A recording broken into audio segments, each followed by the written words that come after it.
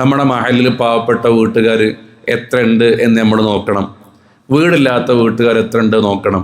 എന്നിട്ട് നമ്മൾ ഒരു മഹല്ല് കമ്മിറ്റി ചെയ്യേണ്ടത് ഒരു ലെറ്റർ എഴുതിയിട്ട് ഈ കത്തുമായി വരുന്ന ഇന്നാലിന്ന വ്യക്തി സാമ്പത്തികമായി വലിയ ബുദ്ധിമുട്ടുള്ള ആളാണ്, നിങ്ങളെ സഹായിച്ചു കൊടുക്കണം. താഴത്തെ നമ്മുടെ കമ്മിറ്റിയുടെ പേര്, ഒപ്പ്, ഡേറ്റ് എഴുതി കൊടുത്ത പേപ്പറും വെച്ച് ഓരോ പള്ളിയുടെ മുന്നിലേക്കും അയാളെ കൊണ്ടുപോയി ഇങ്ങനെ ഭിക്ഷയാചിപ്പിക്കുക എന്നതൊന്നല്ല മഹല്ല് കമ്മിറ്റിയുടെ ഉത്തരവാദിത്തം.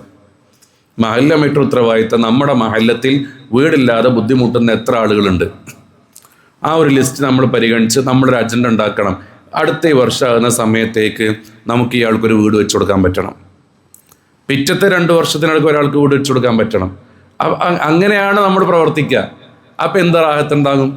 സ്ഥിരമായി മരുന്ന് കഴിക്കുന്ന ആളുകളുണ്ടെങ്കിൽ ഇത് വളരെ നിസ്സാര, ഒരു 3-4 ആളുകൾ രംഗത്തേക്ക് വന്നാൽ ഇവിടെ എന്നല്ല എല്ലാ മഹലിലും നടപ്പിലാക്കാൻ പറ്റുന്ന ഒന്നാണ്.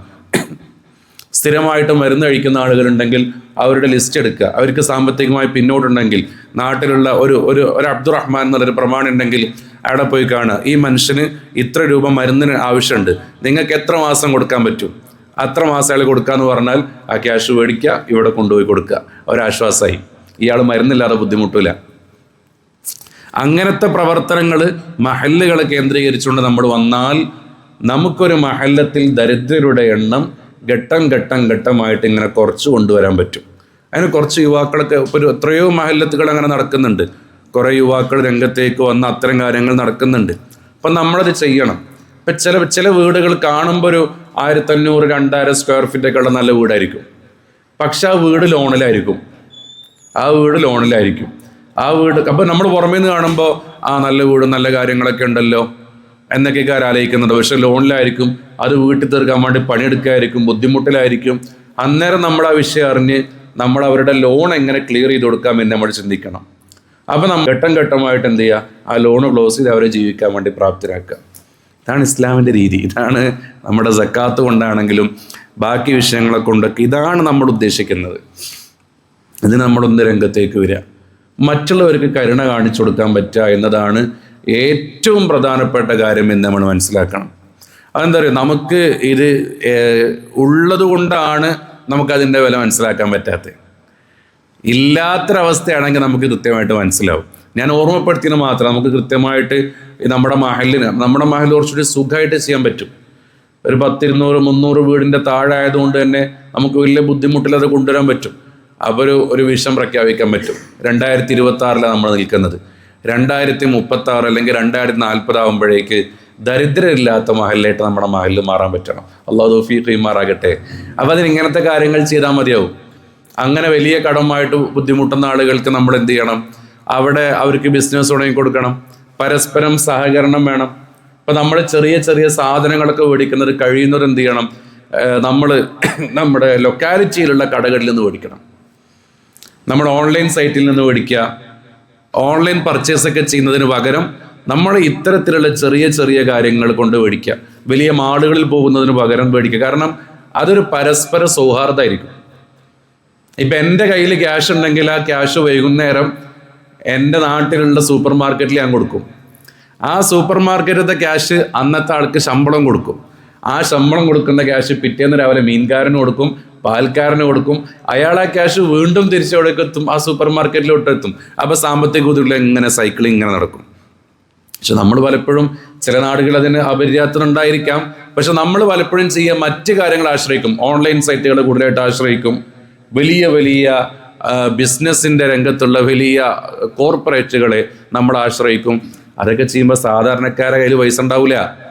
നമ്മൾ പള്ളിയിലേക്ക് അല്ലെങ്കിൽ ഒരു നാട്ടിലേക്ക് ഇന്ന കാര്യം വേണം എന്ന് പറയുമ്പോൾ ക്യാഷ് മനുഷ്യരുടെ കയ്യിൽ ഉണ്ടെങ്കിലല്ലേ ഇത് കിട്ടുള്ളൂ. അപ്പം നമ്മളിതൊന്നും മേടിക്കാതെ പിരിവിന് മാത്രം കടക്കാരടുത്ത് പോകാൻ പാടില്ല. ഒരു കടയിൽ നമ്മൾ എപ്പോഴും ഒരു സാധനം മേടിക്കാൻ പോവുകയാണ്, പിന്നെ നമ്മൾ പള്ളിക്ക് ഒരു ഇത്ര സംഭാവന വേണമെന്ന് പറയുമ്പോൾ അയാൾ തരും. ഇത് നമ്മുടെ ആവശ്യങ്ങൾക്കൊക്കെ നമ്മൾ എന്ത് ചെയ്യും, വലിയ ആളുകളെ ആശ്രയിച്ച്, പിരിവിന് മാത്രം ചെറിയ ആളുകളെ ആശ്രയിച്ച് ആരെങ്കിലൊന്നും ഉണ്ടാവില്ല. അപ്പം ഇങ്ങനെ ഒരു സാമൂഹികമായിട്ട് പരസ്പരം ഇങ്ങനെ കൈമാറ്റം ചെയ്യപ്പെടുക, അത് നല്ലൊരു കാര്യം, ഒരു പ്രോസസ്സ് അങ്ങനെയാണ്. അള്ളാഹു തആല തൗഫീഖ് നൽകുമാറാകട്ടെ. അങ്ങനെ വരുമ്പോൾ നമ്മുടെ മഹല്ലത്തൊരു 10-15 വർഷം കൊണ്ട് ദരിദ്രരില്ലാത്തൊരു മഹല്ലത്താക്കി മാറ്റാൻ പറ്റും. നമ്മൾ വിചാരിച്ച നടക്കുന്ന കാര്യമുള്ളൂ. കുറച്ച് ആളുകൾ രംഗത്തേക്ക് വന്ന്, ഒരു യുവാക്കൾ അതിനു വേണ്ടി രംഗത്തേക്ക് വന്ന് ലിസ്റ്റ് ചെയ്ത് നമ്മളൊന്ന് ക്ലിയർ ചെയ്താൽ നമ്മുടെ മഹല്ല് ദരിദ്രരില്ലാത്തൊരു മഹല്ലായി ഇങ്ങനെ മാറും. പിന്നെ നമുക്കൊരു ബൈത്തുൽ മാൽ ഉണ്ടാക്കാൻ പറ്റും. ഒരു 15 വർഷം കഴിഞ്ഞാൽ നിശ്ചിതമായിട്ട് നമ്മുടെ നാട്ടിലുള്ള ആളുകൾ മറ്റുള്ളവരെ സഹായിച്ചിരുന്നത് എന്ത് ചെയ്യാൻ പറ്റും? അത് നമുക്കൊരു ശേഖരിച്ച് വെക്കാൻ പറ്റും. അത് ശേഖരിച്ച് വെക്കുമ്പോൾ നമ്മുടെ നാട്ടിലൊരാൾക്കൊരു അസുഖം വന്നു, അപ്പോൾ ഉടൻ തന്നെ നമ്മൾ ഏതെങ്കിലും ചാരിറ്റിക്കാരെ വിളിക്കുന്നു, അവരെ വിളിച്ച് വീഡിയോ ചെയ്യിപ്പിച്ച് ആ മനുഷ്യരെ മുഖം പുറത്ത് കാണിക്കുന്നു. അതൊന്നുമല്ല ചെയ്യുക. ആ സമയത്ത് മഹല്ലേര് വന്ന് ഏറ്റെടുക്കണം. ഇന്ന മനുഷ്യന് 30 ലക്ഷം ചികിത്സക്ക് വേണം, 20 ലക്ഷം ചികിത്സക്ക് വേണം, നമ്മുടെ അക്കൗണ്ടിൽ 5 ലക്ഷം രൂപ ഉണ്ട്, ബാക്കി സ്വരൂപിച്ചാൽ പോരെ, അത് സ്വരൂപിച്ചു കൊടുക്കുക. ഇതാണ് മഹല്ല് കമ്മിറ്റി, മഹല്ലത്തെ ജനങ്ങൾ ഒരുമയോടുകൂടിയുള്ള അതിമഹത്തായൊരു മുന്നോട്ട് പോക്ക്. ഇങ്ങനെ ആവണം ഓരോ മഹല്ലുകൾ വരേണ്ടത്. നമ്മുടെ മഹല്ല് കുറച്ചുകൂടി എളുപ്പമായിട്ട് സാധ്യമാകുന്ന കാര്യമാണ്. നിങ്ങൾ കുറച്ച് ആളുകൾ ഒന്ന് രംഗത്തേക്ക് വന്നാൽ ഒരു 10-15 വർഷം കൊണ്ട് ദരിദ്രരില്ലാത്ത നല്ലൊരു മഹല്ലായിട്ട് നമുക്ക് മാറ്റാൻ പറ്റും. അള്ളാഹു തആല ബദരീങ്ങളെ ബർക്കത്തുകൊണ്ട് നമുക്കതിന് തൗഫീഖ് നൽകി അനുഗ്രഹിക്കുമാറാകട്ടെ.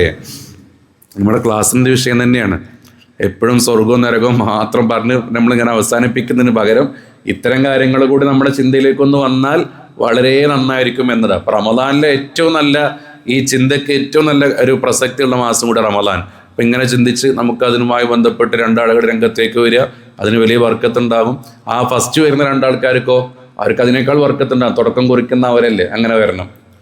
ഇങ്ങനെ ചെയ്യുമ്പോൾ എന്താ ഗുണം എന്നറിയോ? നമ്മളറിയാതെ നമ്മുടെ ദോഷങ്ങൾ വെറുക്കും.